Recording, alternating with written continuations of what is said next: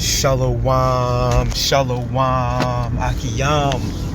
First and foremost, I would like to give all praise, honor, and glory to Yahweh, Bahashem, Yahweh Shai, Bahashem, Rakah, Kodash.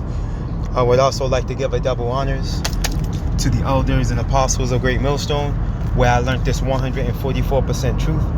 I would also like to say peace and salutations to the hopeful elect, starting with the 144,000 men of Israel, which consists of the servants, the prophets, whom have been ordained since the foundations of this earth to sing this new song, which comes in the form of this gospel, which would be preached throughout all four corners of this earth and rest upon the ears of the innumerable multitude, men, women, and children of Israel, who may be scattered throughout all four corners of this earth.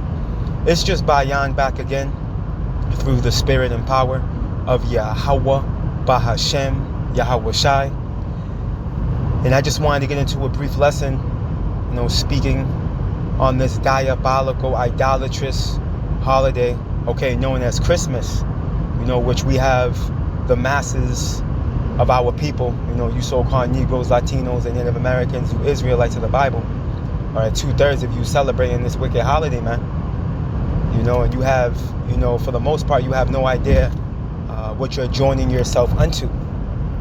And for those of you that do know, you're just being openly rebellious, man. Because like we've all heard when we told our family members they shouldn't be celebrating this wicked holiday, what do they tell you?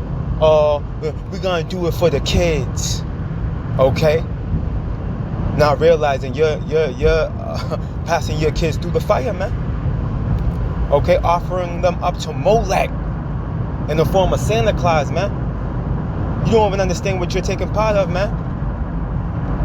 The wickedness, man, that you're joining yourself onto, man. And this is why you're gonna be found wanting, man, in the day of the return of our Lord Yahweh Shai.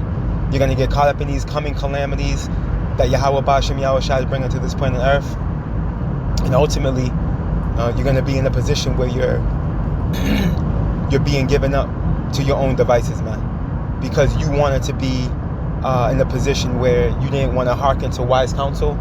You wanted to lean upon your own understanding, and you wanted to openly rebel your power. Okay, so as they say in the world, there's what's the word? What's one of those sayings? Going until you reap what you sow. And honestly, the scriptures go into that, pursuing the Galatians. You see, but the world has taken that wise saying and turned it into their own. But anyways, I have this little piece of information from the universal.org. We're gonna touch on it a little bit. We're not gonna go crazy. Just showing you, the left-hand practices, that are associated with Christmas, man. And you, Jake, don't get it. Okay, you want to put your hands to these unclean things. This is why the Lord's never going to receive you. You see, as it tells us here. Matter of fact, let's stop right there. Forgot where it's at. Let me see. I can touch no one.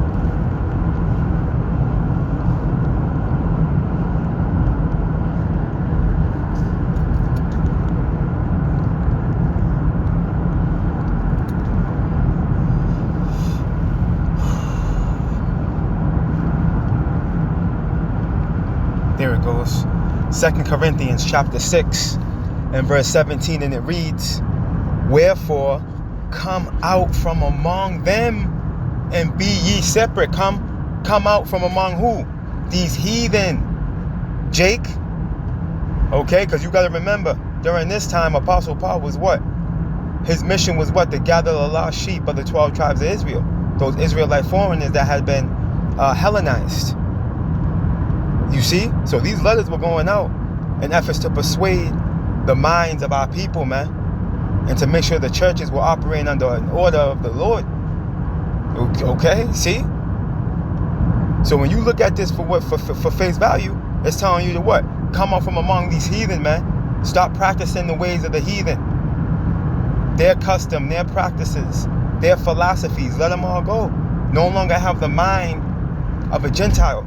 You see? And be ye separate, right? Holy, consecrated, saith the Lord. and touch not the unclean thing, okay, which goes into these various doctrines and philosophies of these heathen. You see, which their practices always put us in the street. This is why we were given warning back in Deuteronomy, the 18th chapter, regarding not to associate ourselves with the nations of the land. Matter of fact, we're going to go there real quick after this, and then we'll grab some information in that article. Saith the Lord, look it, I'm going to read it from the top, 2 Corinthians 6 and 17. Wherefore come out from among them, and be ye separate, saith the Lord, and touch not the unclean thing, and I will receive you. See? But only the elect of the nation of Israel that are foreordained, predestinated, okay, to return to the Lord are going to do this, man. The rest of our people are going to stay stuck in a downward spiral of iniquity. You see, and that's just the reality. Let's go here real quick before we get this article. The book of Deuteronomy. And Salakia for the background noise. Okay, I'm on the way to camp, midweek camp. Through the spirit and power of Yahweh Bashim Yahweh Shai. And it happens to be on this wicked pagan holiday. All right, Deuteronomy 18.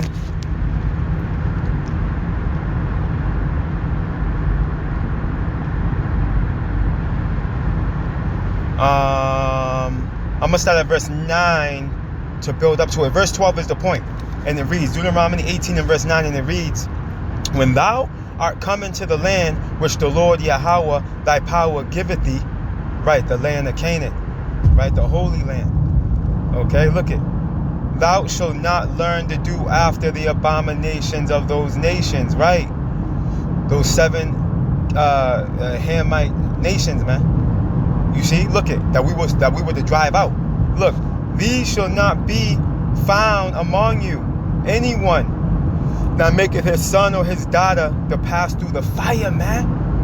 Right, the worship of Molech, and guess what? This is what you niggas are doing. Talking about we doing it for the kids. Now you putting your kids up on the altar, man, to be sacrificed, man. Spiritually, you don't even realize it. You see, look.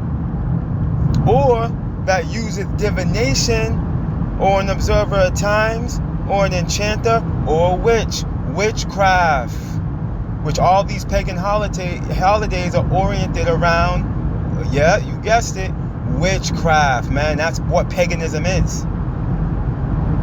And this is what you, Jacob, associating yourselves with when you celebrate Christmas or any of these other holidays in Babylon. You see? Or a charmer, or a consulter with familiar spirits, or a wizard, or a necromancer. Look, and here's the point.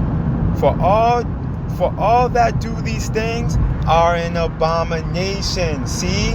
Unclean, profane, outside of the temple, unto the Lord Yahweh.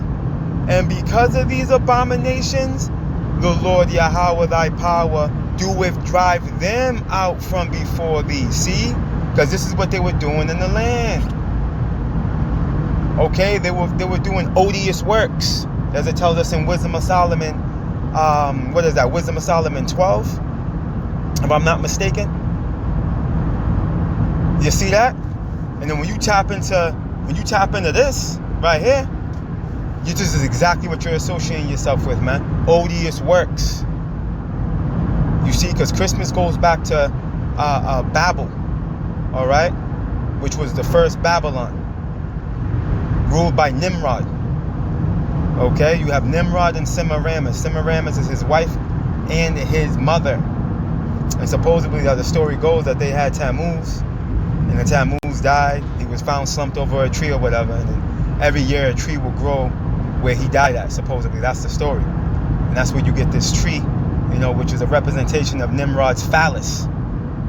Okay, you're putting presents out of there, which are representations of a sacrifice, and you're bowing down, kneeling down, practicing idol worship, man. Which is a capital offense. But you niggas are too stupid to listen. You so-called Negroes, Latinos, and Native Americans, man. And you speckled birds out there that may look like the other nations, but your bloodline goes back to Abraham, Isaac, and Jacob, and you're stiff-necked and high-hearted, okay? Don't want to return back to your power and sincerity. You see? But anyways, let's get a little bit of this. Right, and on top of this, and when you go through these various empires after Babylon, okay, like when you go to I'm gonna have to call the brother back. When you go to what do you call it? When you go to the Greeks, right? They I believe that one of theirs was a representation of Saturnalia. I believe it was Chronia in Greeks. They were celebrating Chronia, which is pretty much the same as Saturnalia, which was an ancient Roman festival, which was pretty much just like Christmas. Okay, and then you have Brumalia, which was also in Rome. I believe Eastern Rome was practicing Brumalia, which was pretty much it was like a winter solstice festival. You see, and that was on the 25th. And I believe Saturnalia was between December 17th and up to the 23rd. It was 7 days long. And then you have Brumalia that followed. All right, which all this goes back to what? It all goes back to Babel. Okay, Nimrod and Semiramis. It all goes back to that. Okay, you have your modern day Holy Mary and baby Jesus. That would be your modern day Samarius and Tammuz, man. You see, so all these things are a reflection of the same wickedness these heathen were doing back in the days of old. And we try to warn you, Jake, but you don't want to listen. You don't want to do no research. You don't want to look none of this information up. Let me see. I want to go down here. Let me see something.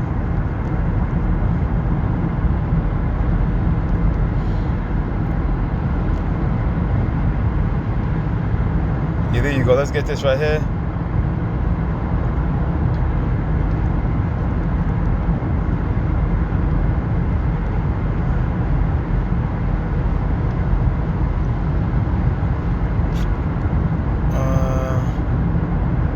Right, let's get this. Regarding Nimrod, right, he was the founder of Babylon, right, Nineveh and other pagan cities. He tried to build the Tower of Babel, and Yahweh stopped him, right, which was pretty much the first attempt to an NWO, okay, which failed miserably. And we're seeing a reflection of that today.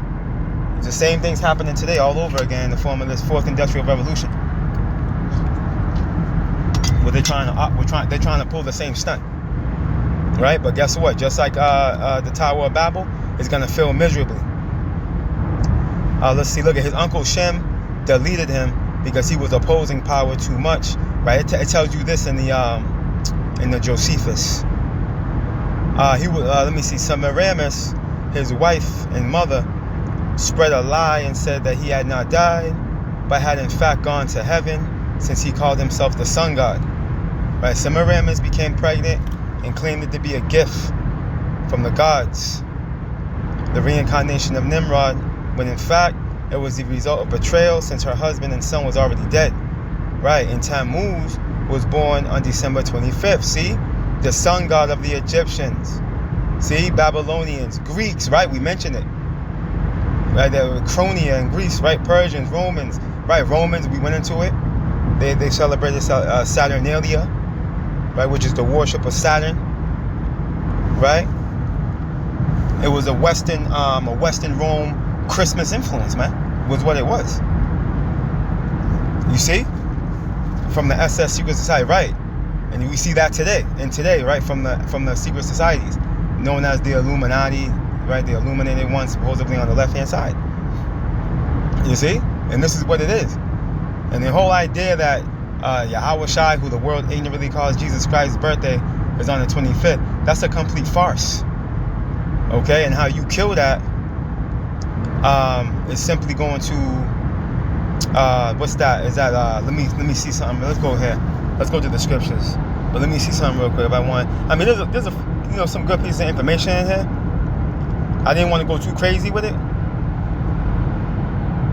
But I will leave it in the description box for you, Akiyam and Akwaf. You know, to tap into it, look through it, and spit out the meat. I'm sorry, spit out the bones. You know what I mean? Spit out the bones. But needless to say, let's go here. All right, because they say that the reason now these wacky tacky bugged out Christians say, oh, Jesus, they ignorantly call Yahweh Shai Jesus, right? They say he was born today. Says who? Where's that in the scriptures? You won't find it. Okay?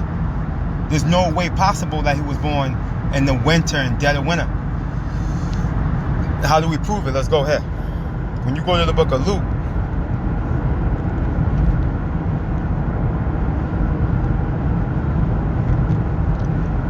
the 2nd chapter,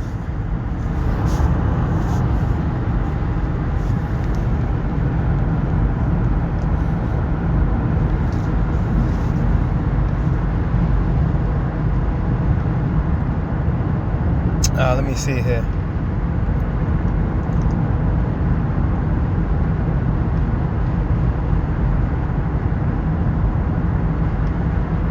It tells you this. Oh, bear with me.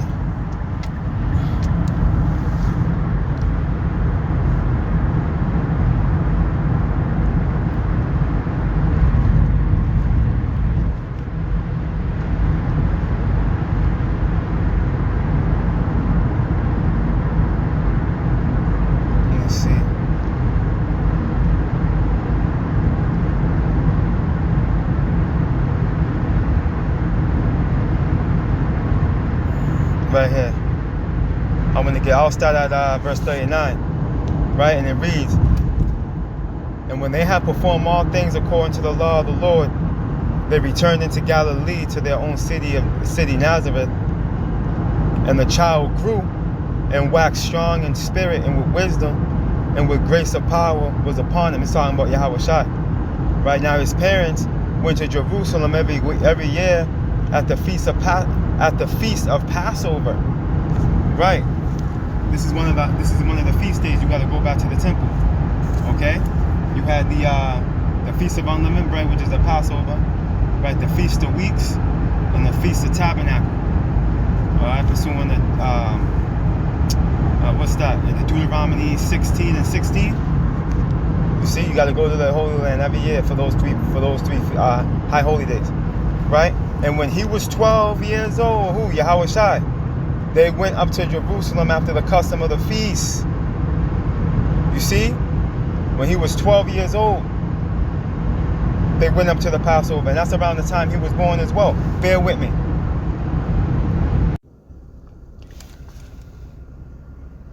Salakia, Akiyam, and Akwaf. I had to call the brother back. But needless to say, as you can see here, right? Let's continue on in Luke 2 and 41. Now his parents went to Jerusalem every year at the feast of the Passover, right? And when he was 12 years old, they went up to Jerusalem after the custom of the feast, right? And Yahweh Shai, what? He during the time of Egypt, who passed over? And the phone chimed in. Who passed over? It was Yahweh Shai. He was that death angel, man, that passed over. And Passover is always around springtime. You see? This is no coincidence. Okay, there's no way the son of the morning, the light and shining, bright and shining star. Okay, the children of the light. Okay, are gonna be. There's no way our Messiah is gonna be born in the dead smack in the winter, when plant life is dying and it's cold and things are freezing over. There's no sign of life. No, man. He was born towards the time of life springing forth. You see? So that's pretty much that point. That's pretty much that point. But let me see, bear with me. I want to get this real quick. Let's close out with this real quick.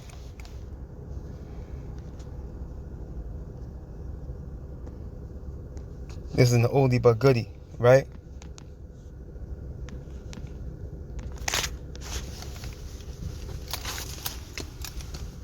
Bear with me. Hey, Salakia, I'm wrapping up this lesson. You want to grab... You were doing the lesson? I'm doing it right now. I'm still on. Oh, you want to grab that stuff from the trunk? Put this in the trunk. You got it. Now you got it. I bought these for... Because I know it's still on. Khan. Now you got it, brother. You got it. You can. It's already open for you. Khan. So So yeah, let's close out with this. Just warning you, Jake. You don't want to listen. You're gonna pay the price. Jeremiah 10:1.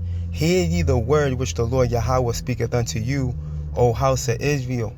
Thus saith the Lord Yahweh, learn not the way of the heathen, and be not dismayed at the signs of heaven, for the heathen are dismayed at them. The Lord gave us straight commandment not to follow in the ways of the heathen. Okay, he specified it in Deuteronomy 18 and all over the scriptures. Okay, regarding how we are to conduct ourselves. You see? And this here, if you don't know, this is going into Christmas. To Jeremiah 10, we're going to show you. Okay, because again, during the time of Jeremiah, you got to understand, this is way after Babel. Okay, the first Babylon. And the whole philosophy of Nimrod and Semiramis, man. So this is a well-known understanding, a well-known practice that was happening amongst these heathen. You see?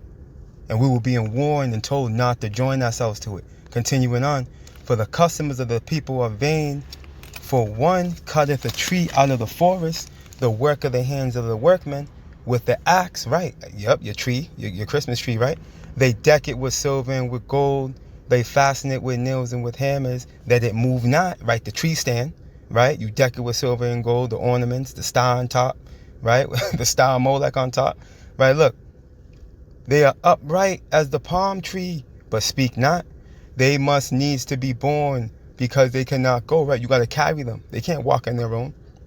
Be not afraid of them, for they cannot do evil, neither also is it in them to do good, man. So there you have it. Christmas, this wicked holidays in the scriptures. And we're being warned by the Lord not to practice it. Okay, so for you jakes out there that think it's okay to practice Christmas and celebrate this wicked holiday, you're dead wrong. You're dead wrong, man. And you're going to be found in error upon the return of our Lord Yahweh Shai. So you've been warned. You've been warned, you so-called Negroes, Latinos, and Native Americans. You've been warned. Repent, Jake. The kingdom of heaven is at hand. All praise, honor, and glory to Yahweh, Bahashem, Yahweh Shai, Bahashem, Rakah, Kwadash. Double honors to the elders and apostles of Great Millstone, where I learned this 144% truth. Lord willing, you Akiyam and Akwath will edify. Shalom.